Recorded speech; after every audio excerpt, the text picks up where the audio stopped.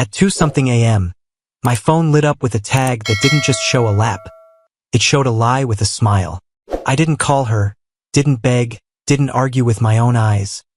I ended the wedding before she could come home and sell me a story. I was half awake on the couch, boots still by the door like I might need to move fast. The house was dark and quiet in that way that makes you hear your own pulse. Ashley was supposed to be driving back from her Bachelorette weekend in Whitefish. It was after 2:17, 2:23, something like that. Time blurred by the kind of waiting that feels stupid even while you're doing it. My phone buzzed once, bright and rude against the dark. Facebook. Brittany Johnson tagged you in a photo. I stared at it like it was a misfire. Brittany was Ashley's college roommate. Always loud, always filming, always performing. The photo loaded slowly, line by line, like it wanted to make sure I understood every detail. Timberwolf Lounge. Neon. A booth. Ashley in a tight black dress, sitting sideways on a man's lap like it was the most natural place in the world. His hand was high on her thigh. Too comfortable, too claimed. Her smile wasn't drunk happy. I was proud. Like the camera was an accomplice.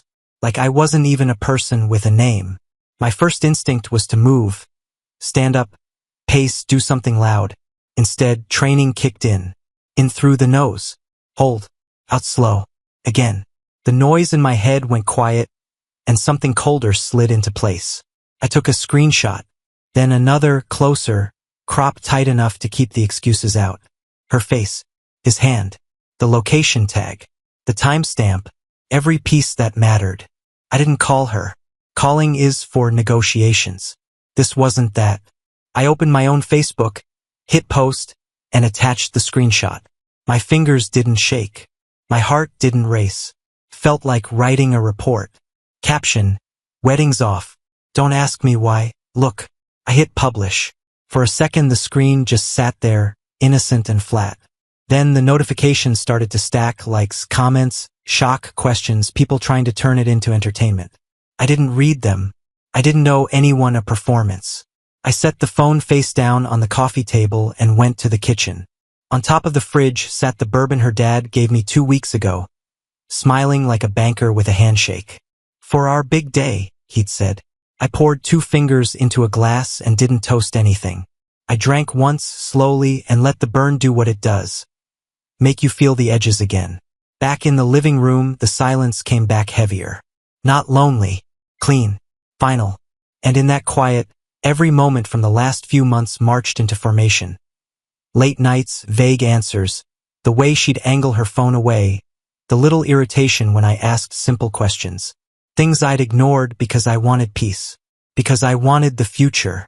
Now the future was done and the targets were clear. I sat in the dark with the bourbon and let the truth line up. The lock clicked at 5:43. I didn't move. I was in the same spot, same glass, same dead quiet room like a checkpoint that never closes. Ashley stepped in like she owned the air. Hair messy, mascara faintly smudged, phone in hand like it was a shield. Tequila rode in with her. Sharp, sugary, trying to cover up something sour underneath. She stopped when she saw me sitting there. What is wrong with you? She snapped, voice already loaded. Not scared. Not sorry. Angry like I'd committed the crime. I didn't answer fast. Silence makes people fill it with truth. She tossed her keys into the bowl by the door hard enough to clang. You posted that. You humiliated me. Do you realize what you just did? I nodded once, slow. Yeah. That picture, Jack, are you serious? It's nothing. Brittany tags everybody in everything. It was a stupid joke. I lifted my phone off the table and turned the screen toward her. The photo was already open, full brightness, full betrayal. Her eyes flicked to it and away like it burned. Who is he? I asked. She let out a laugh that tried to sound disgusted. He's nobody. Literally, he's just the bartender. They were being dumb. I was drunk. It's not. She waved a hand like the truth was an insect she could swat away. You're doing that thing again. Making everything into some control issue. I stood up, not fast, not threatening. Just deliberate. I walked closer and zoomed in until the frame cut out all her excuses. Bartenders don't wear that watch. I said. She blinked. What? I tapped the screen. A clean, expensive band at his wrist. Not flashy, worse. Quiet money. A man who doesn't need attention because he already has power. And his hand? I added voice even. That's not a joke hand. That's a hand that's been there before. Ashley's jaw tightened. Her eyes sharpened like she was looking for an angle. So what, you're some kind of expert now? You're insane. God, you're paranoid. Timestamp, I said. She froze. Just a small pause, half a second, but it told me everything. She'd forgotten Brittany's post would carry a clock. I turned the phone so she could see it. Then I didn't say another word. Ashley swallowed. Okay, fine. It was late. We stayed out. People were drunk. I don't know why you're acting like. For hours? I cut in, calm as stone. You weren't answering. You weren't driving. Where were you? Her eyes darted toward the hallway like she might escape into a shower. A bed. A reset. I told you. We were out. It's a bachelorette weekend. That's what people do. That's not an answer. It's my answer. I watched her shoulders lift, defensive, like she was preparing to fight a battle she'd rehearsed. You always do this, Jack. You always make me feel like I'm on trial. You are, I said, and kept my voice low. Because you're lying. Her face flashed hot. I am not. Her phone rang. The sound sliced the room open. She looked at the screen and the color drained out of her cheeks. Dad? Richard Carter. She didn't breathe for a second. Then she answered too fast, voice suddenly soft, almost childlike. Hi, Dad. I listened without leaning in. I didn't need to. I could hear Richard's tone through the speaker. Tight, controlled, the kind of quiet that meant the world was already moving. Ashley's eyes stayed on me while her father talked. Her free hand clenched, then unclenched. Dad, I know it's not he posted it, okay? She swallowed hard. It was a misunderstanding. I held my stare and didn't help her. Her voice started to crack at the edges. No, I didn't. Dad, I swear. Then she stepped away. Turning her back like that would protect her from the facts sitting in the room.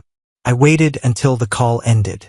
She stayed facing the wall a moment too long, collecting herself, putting the mask back on. When she turned around, her eyes had that glossy brightness. Tears trying to work as leverage. I didn't give her room. One clean question, I said. Who is he? She opened her mouth. Closed it. I opened it again. And what came out wasn't true. It was everything else. Richard Carter's Mercedes rolled up like it was on schedule, not responding to a fire he helped start. He didn't knock. He used the doorbell like a gavel, then opened the door before I even got there. Like money turns locks into suggestions. He walked in wearing a pressed coat and that banker calm that says he's never been told no without consequences. Ashley trailed behind him, eyes puffy, lips tight. She stayed close to his shoulder like it was covered. Richard took one look at my face, then the phone on the table, then back to me. Jack. Richard. He didn't ask what happened. He already knew. He just didn't like who controlled the narrative. You're going to delete that post, he said, voice flat. Immediately. I'm not. He stared like he didn't understand the concept. You don't want to do this. You're emotional. You're tired. You're going to regret it when lawyers get involved. I'm not emotional, I said. I'm accurate. Ashley made a noise, half scoff, half plea. Jack, stop. You're blowing this up. It was stupid. Okay? It was one night. Richard lifted a hand, not even looking at her, like she was background noise. His eyes stayed on me. This is a misunderstanding. People drink. Photos lie. You're going to ruin her over a snapshot. It's not a snapshot, I said. It's a time-stamped photo of my fiancé on another man's lap. His jaw worked once, subtle. You have a temper. People know that. Your military history. This looks exactly like the kind of controlling outburst everyone expects from a guy like you. There it was. Not defense. Offense. Make me the story so she doesn't have to be. I didn't raise my voice. Where was she for 4 hours? Richard's gaze hardened. You don't interrogate my daughter. I'm not interrogating, I said.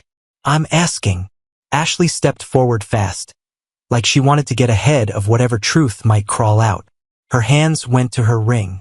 She slid it off, slow and dramatic, and set it on the counter like she was returning a defective product. Fine, she said. If you want to be like this, then it's over. I didn't blink. It's over. Richard's eyes flicked to the ring, then back to me, like he'd just watched a financial loss finalize. We're leaving, he said tight, and you're going to regret what you've done. He put a hand at Ashley's back and guided her out. Not comfort, control. The door shut behind them with a soft click that felt louder than a slammed fist. The house went still again. Not peaceful. Funeral still. And on my counter, her ring sat under the kitchen light like a small, cold piece of a future that tried to betray me quietly, and failed. The next morning came in gray and blunt. I hadn't slept so much as gone offline in short, useless intervals. The bourbon was gone, replaced by coffee strong enough to scrape rust off metal. My phone stayed face down. I didn't need to read the town's opinion of my life. A knock hit the front door. Soft, polite, steady. When I opened it, Mrs. Evelyn Patterson stood there with a pie dish wrapped in foil and the kind of calm you only earn after burying people you truly loved. White hair pinned back, cardigan buttoned, eyes sharp as tacks. I baked, she said, like that explained everything. I stepped aside. Come in. She moved slow but sure, taking in the room the way older women do, seeing what's missing, not what's present. She set the pie on the counter like it belonged there. You're going to eat, she said. Not a question. I nodded once. Coffee? Yes. I poured, and she sat at the table without asking permission. That was her generation, less talk, more decisions. I sat across from her, waiting. People like Evelyn didn't come over for drama. They came over when something mattered. She wrapped her hands around the mug and looked at me straight. I saw your post. I didn't react. Okay. I'm not here to scold you.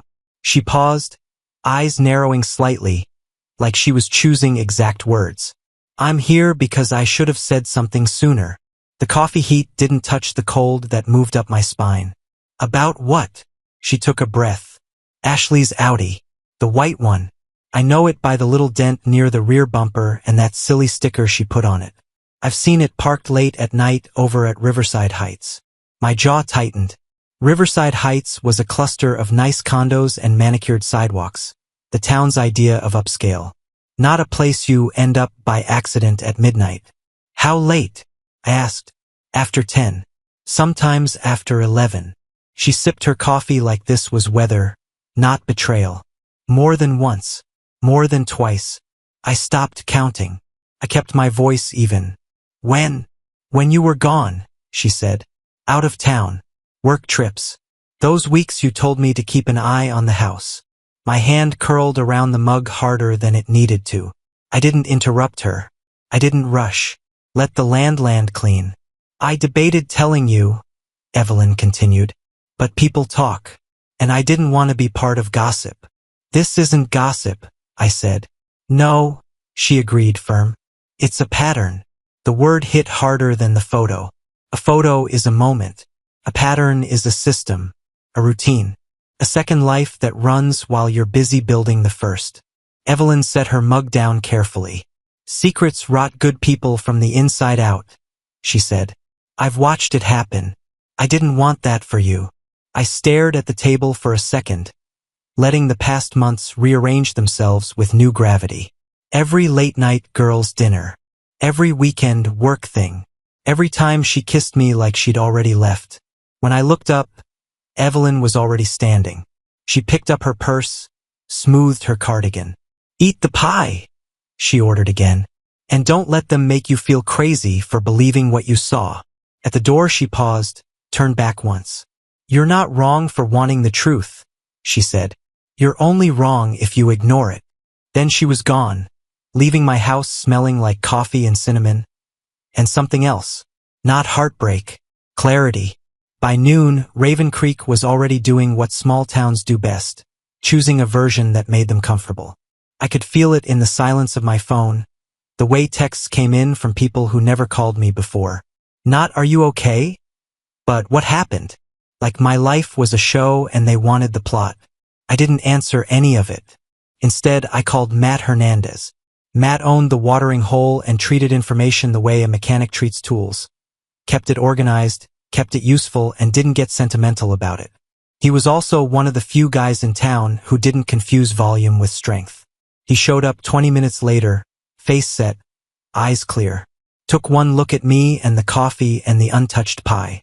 "You look like you're running on fumes," he said. "I'm running on purpose." He nodded like that made sense.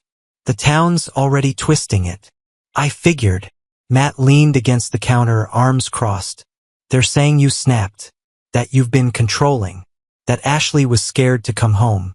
Brittany's running her mouth. Painting you like a ticking bomb." I didn't flinch. "I'm not playing that game." "I know." His eyes flicked to my phone. "But they are." I picked it up and slid it across the counter to him. The photo was already zoomed in where it mattered. Ashley's smile, the man's hand, the angle of his wrist. "Do you recognize him?" I asked. Matt didn't touch the phone right away. He looked like he wanted to tell me no just to spare me. But Matt wasn't built for lying. He took the phone, stared, then zoomed a fraction closer. His jaw tightened. "Yeah," he said quietly. "I know him." The air in the kitchen went heavier. "Name," I said. Matt exhaled through his nose. "Logan Pierce." The name landed clean. Not some random stranger. Not a bartender. Person. Matt handed the phone back like it weighed more now. "Regional manager. That insurance company up off Highway 9. Your girl works under him, doesn't she?" My throat went tight. "She does." Matt's face stayed hard. "He's married." I didn't speak. I let him keep going. "2 kids," Matt added. "Good public image. Church guy when it's convenient. The kind of dude who shakes hands like he's doing you a favor." The anger in me didn't flare. It was reorganized. Like a fire that stops being wild and becomes controlled heat. "How sure are you?" I asked. Matt's eyes didn't waver. "I've seen him drink at private events. He's got that same watch. Same posture. Same, I can do what I want vibe." I nodded once, slow. "Okay." Matt watched my face. "What are you gonna do?" I stared at the photo again, but I wasn't looking at Ashley anymore. I was looking at the structure. Connections. Pressure points. The way lies hold together until you pull the right bolt. "I'm going to stop the truth from costing me my name," I said. Matt's mouth tightened like he approved but didn't love it. "People are gonna say you're doing this for revenge." "I'm not doing it for entertainment," I said. "I'm doing it because they're trying to make me the villain in my own life." Matt pushed off the counter. "If you need something, anything, call me." "I will." He paused at the door, then looked back. "Logan Pierce plays clean in public," he said. "So whatever you do, you better be cleaner." I met his eyes. "I will be." After he left, I stood alone in the kitchen with Evelyn's pie and a name I couldn't unlearn. The photo wasn't just betrayal anymore. It was a lead. I didn't sleep that night either. Not because I was falling apart, because my brain was running checks like a unit before movement. You don't walk into a fight you don't understand. You map it first. I called Eric Shaw the next morning. Eric was a former Ranger buddy who'd traded deployments for private investigations and digital forensics out of Missoula. The kind of guy who didn't ask how you feel unless he was checking for a concussion. He picked up on the second ring. "You sound awake in the wrong way." "I need facts," I said. "Not comfortable. Send me what you've got." I forwarded the screenshot, the timestamp, the location tag, Brittany's account, everything. Then I gave him the part that mattered most. Ashley worked under Logan Pierce. Married. 2 kids. The town thinks I'm the problem. Eric went quite a beat. "How deep do you want?" "All the way." "All right," he said. "Don't do anything stupid while I'm digging." "I'm not stupid," I told him. "I'm patient." Days passed like grit between teeth. Raven Creek kept talking. Friends went cautious. Strangers got brave behind screens. Ashley stayed silent because silence buys time, and time is what liars use to rebuild their story. Then, on the fourth day, Eric sent an encrypted package. No dramatic subject line. Just, read. I sat at my kitchen table and opened it like I was unsealing evidence. First, hotel receipts, Missoula, Kalispell, even a place 2 towns over where nobody accidentally ends up. Dates lined up with nights she told me she was working late or crashing at Brittany's. Next, dinner charges. Reservations under initials. A pattern of restaurants she'd never mentioned but somehow didn't like when I suggested them. Then came the messages. Not flirtation. Logistics. Times. Rooms. Excuses. Backup excuses. And the knockout blow. A thread between Ashley and Logan planning Chicago, booked right after our wedding date. While I was thinking about my honeymoon, they were building an exit route. One message wasn't just cheating.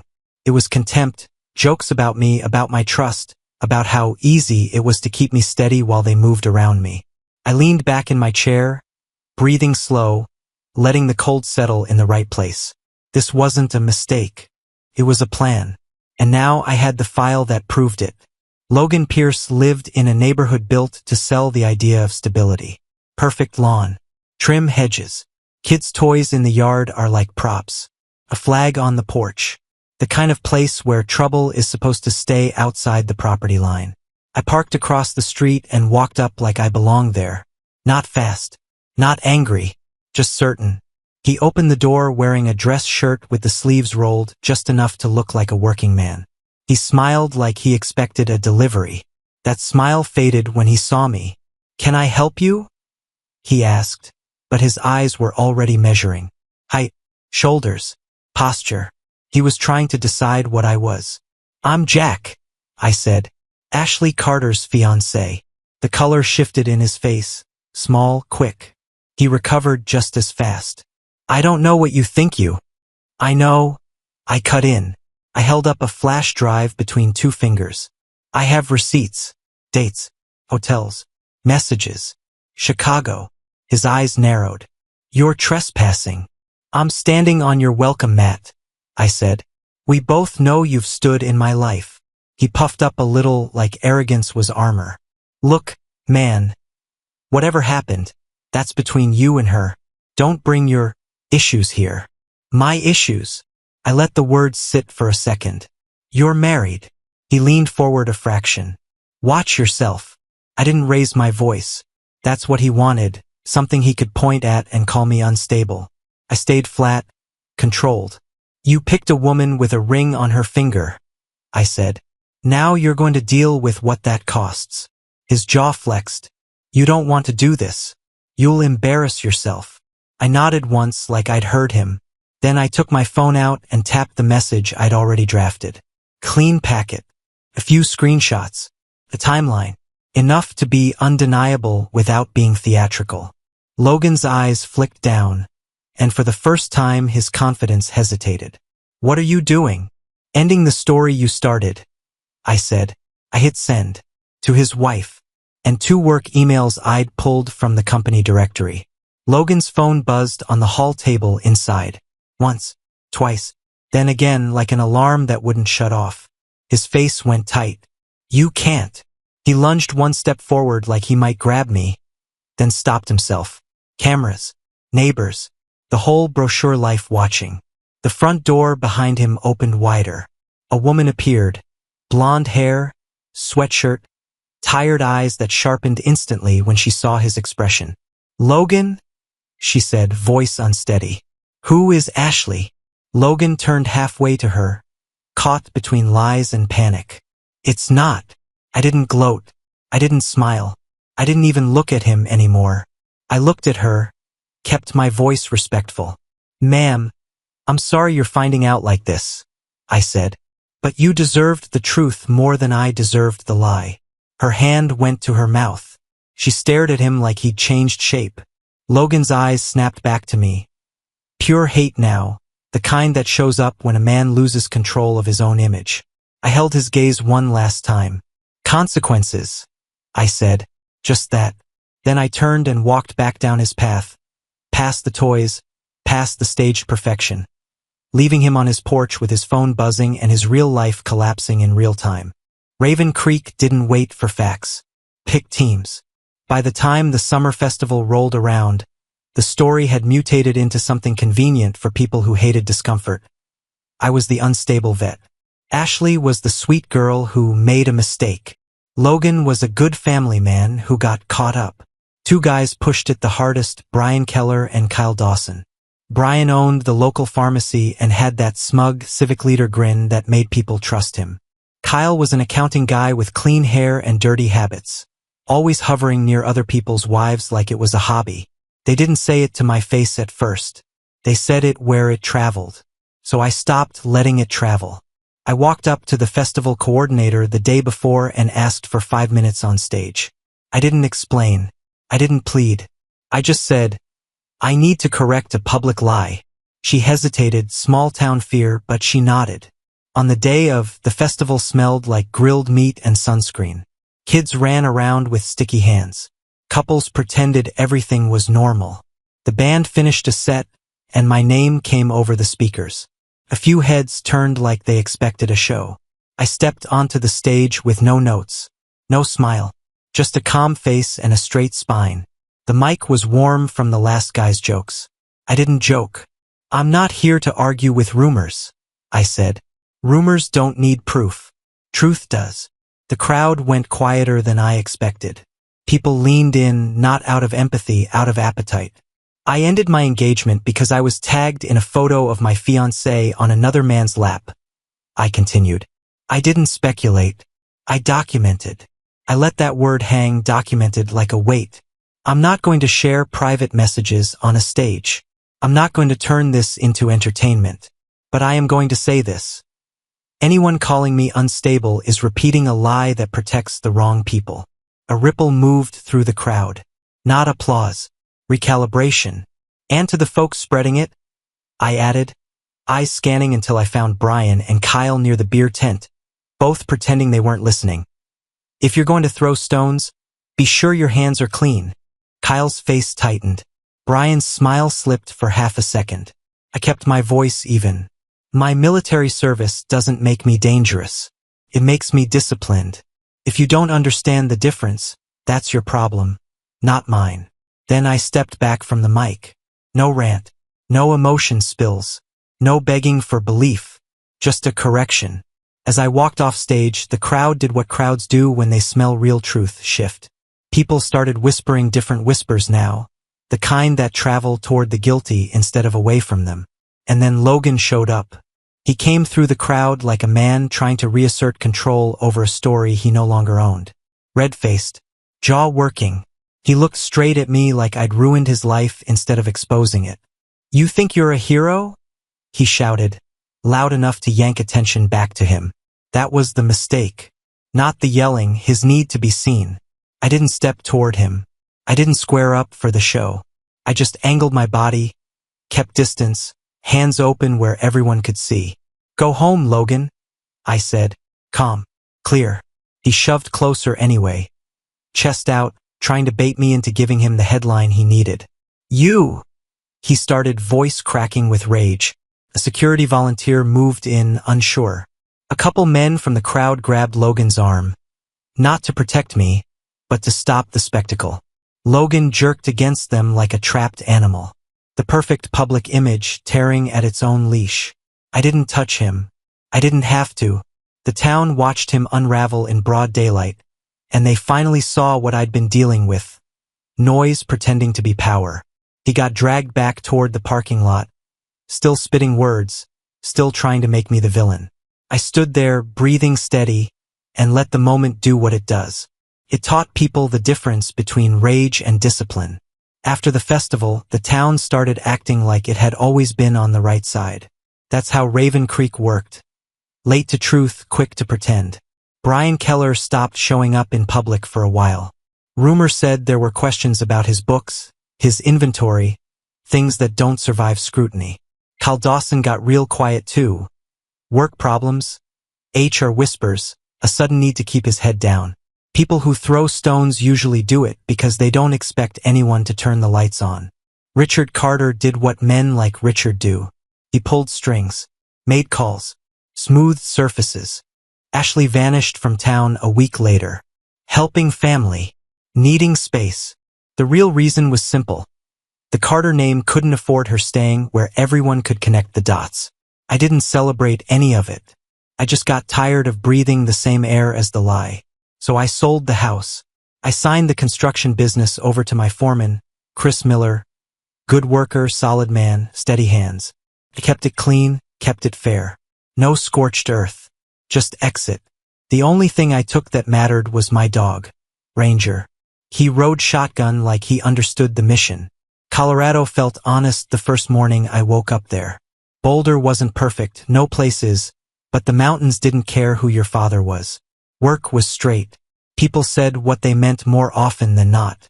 I took contracts, rebuilt my routine, and let the quiet do its job. Scrub out the old noise. A few weeks in, I met Lauren Hayes in the hallway of my building. Early 30s, sharp eyes, calm voice. No flirt games, no performative charm. Just a woman carrying a toolbox and talking about a leaky pipe like it was a solvable problem. "You do construction?" she asked, glancing at my hands. "Yeah." She nodded. "Good. The landlord's useless. You want paid work? I've got a list." That was the first conversation. Normal. Adults. Clean. Life started stacking back into something that held weight. Then the warning came through Matt, back in Raven Creek. "Richard's been asking around. Matt told me on the phone. Drinking hard. Blaming you. Says you ruined his daughter's life." I stared out at the flat line of the mountains in the distance. "I didn't ruin anything," I said. "I revealed it. Just be aware," Matt said. "He's not handling being powerless. I'm not in his reach anymore," I said, and I meant it. A month later, a letter showed up in my mailbox. No return address, but I recognized the handwriting immediately. Ashley. I didn't open it right away.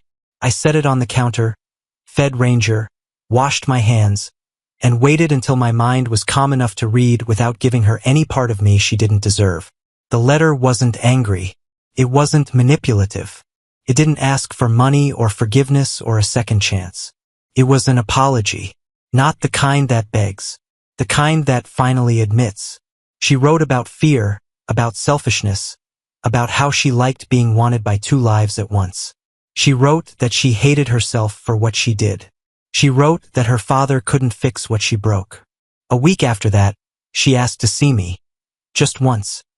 Passing through Denver on her way somewhere else. I agreed, not because I missed her, but because I don't leave questions alive if I can bury them clean. We met at a coffee place downtown. She looked smaller than I remembered. Not physically, just diminished. Like the confidence she wore in that photo had finally rotted off. She stood when I walked in. Her eyes were red but steady. "Jack," she said. "Ashley." She swallowed. "I'm sorry." I watched her for a long second, reading for angles. There weren't any. Just exhaustion and regret. "I believe you," I said. Her shoulders loosened like she'd been holding a breath for a year. "I don't expect anything. I just needed you to know it was real." "It is," I said. "And it doesn't change anything." She nodded once, accepting the boundary like it hurt but made sense. "I understand." We sat in silence for a moment. Not romantic, not soft, just two people facing the final shape of what happened. When I stood to leave, she spoke again. Quiet. "Do you hate me?" I looked at her, and the answer surprised even me. "No," I said. "I don't give you that much space anymore." Her eyes filled, but she didn't argue. Outside, the Colorado sun hit my face like something clean. The Ranger would be waiting. Work would be waiting. A life that didn't require me to doubt my own reality. Betrayal didn't end me. It redirected me. Toward a place where the air was clear, the ground was solid, and the only promises I kept were the ones worth keeping. Subscribe and stay one step ahead of cheaters. And trust me, the next story makes this one look like a fairy tale.